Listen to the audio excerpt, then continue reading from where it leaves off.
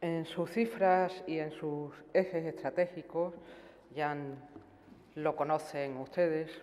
y desde el momento del registro, como ha sucedido siempre, lo conocen también los parlamentarios, a los que, por cierto, nunca he visto presentes en una rueda de prensa cuando he explicado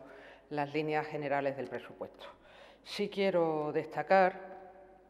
que la Junta de Extremadura no gobierna con titulares,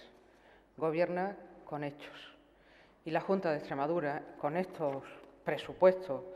pone de manifiesto cuáles son los ejes estratégicos de su actuación en el inicio de esta legislatura, con unos presupuestos que, por cierto,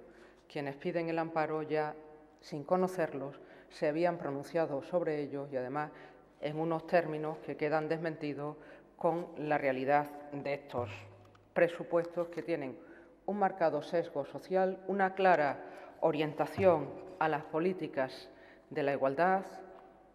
de la incentivación de la economía y, sobre todo, de la mejor gestión de lo público, para que todos los extremeños se sientan representados en estos presupuestos, porque todos los ciudadanos de Extremadura tienen en estos presupuestos el compromiso de la Junta de Extremadura con las políticas sociales y las políticas económicas.